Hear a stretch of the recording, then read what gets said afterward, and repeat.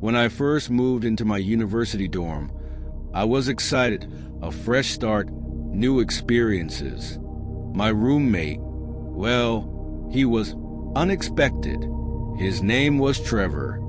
When I walked in, he was already sitting on the edge of his bed, staring out the window. I introduced myself. "Hey, I'm Ryan," but he barely glanced at me. His reply was curt, a low mumble I couldn't make out. I thought he might just be shy, so I asked where he was from, what he was studying. He didn't answer. The only sound was the ticking of the wall clock. I tried to shake it off. Maybe he wasn't big on small talk. But then, Trevor's behavior grew unsettling. Sometimes, I'd come back to our room and find him just sitting there, motionless, staring at nothing. Once, I saw him crouched in the campus garden, rubbing tree bark between his fingers like it was some kind of ritual. At first, I thought maybe he was into something harmless, like meditation. But it wasn't just his habits that were weird. I'd wake up in the middle of the night to find him standing by the window, murmuring under his breath. The way he moved, the way he looked at things, it made my skin crawl.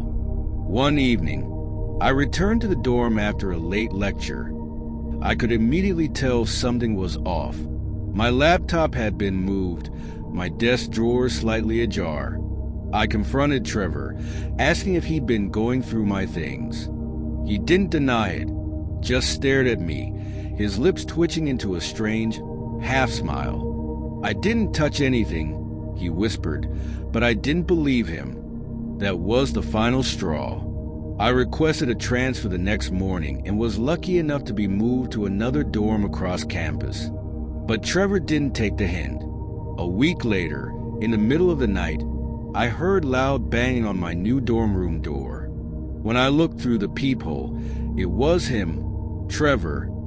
His eyes were wild, his fists slamming against the door over and over. I called campus security, and they arrived just as Trevor tried to force the lock. He was arrested, taken away, and I never saw him again. Even now, years later, I sometimes wake up at night, expecting to see him standing by my window, whispering to himself. Some people you meet in life leave an impression. Trevor, he left a scar.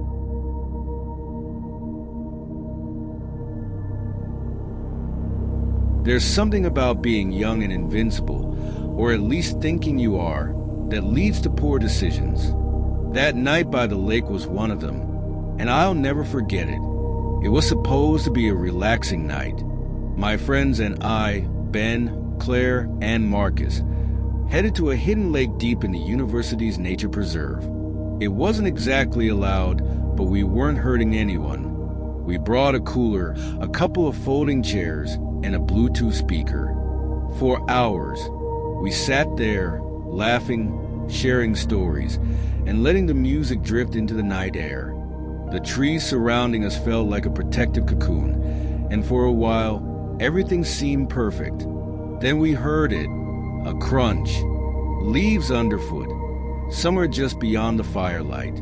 At first, we thought it might be a deer or a raccoon, but the steps were too deliberate, too heavy. Snap, another branch broke, closer this time. We turned off the music, our laughter replaced by nervous glances into the dark. It felt like someone, or something, was circling us. Probably just the wind, Ben said, trying to keep the mood light. But as if on cue, a branch flew out of the darkness, landing just feet away from the fire. We froze. Then another branch came, this time hitting Marcus on the shoulder. He jumped up, cursing, but none of us stayed to argue about what had just happened. We grabbed what we could carry and ran, the fire dying behind us. As we sprinted back toward the trail, the sound of footsteps followed, fast, heavy, and unrelenting. I didn't dare look back. By the time we reached campus, we were out of breath and laughing nervously, trying to convince ourselves it was nothing. But later that night, from Claire's dorm room window, We saw it, a figure, pacing at the edge of the woods, back and forth, back and forth. They didn't move toward the dorms or the parking lot, just stood there like they were waiting for something. We never went back to that lake, and whoever or whatever it was, we never found out.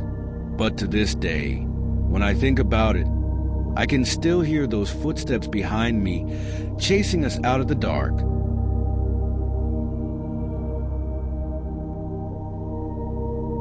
I should have known better. We all should have. But that night, I let curiosity get the best of me, and I'll never forgive myself for it. It started innocently enough. My roommate, Jason, convinced me to go to a party at an off-campus frat house. The place was run down, the kind of place you just knew was a magnet for trouble. The house stank of stale beer, sweat, and something else.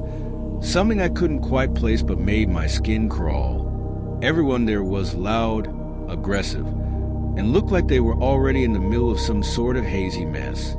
I didn't fit in. Jason, though, was in his element, chatting with people I didn't recognize. And me? I just wanted to get the night over with. It was then that a guy, maybe in his 30s, but hard to tell, came up to me with a drink in hand. He smiled, his teeth too white in the dim light. "Here, take this," he said, almost too eagerly. I didn't think much of it. I figured it was just some random guy being friendly. I took the drink, knocked it back in one go, and everything changed. The world spun. I felt dizzy, my vision blurring. The last thing I remember was trying to steady myself, but it was already too late. I woke up sometime later. The room was dark, unfamiliar. My heart raced as I tried to sit up, but everything felt wrong, heavy. There was something in the air, something off. Then I heard it, a faint scratching from the closet, soft at first, but it grew louder. My breath caught in my throat, and I froze. Every instinct told me to get out. I didn't care about the drink or the men or how I got here. I just knew I needed to leave. I scrambled to the door, but it wouldn't open. Panic surged through me. Finally, I pushed hard enough to break free.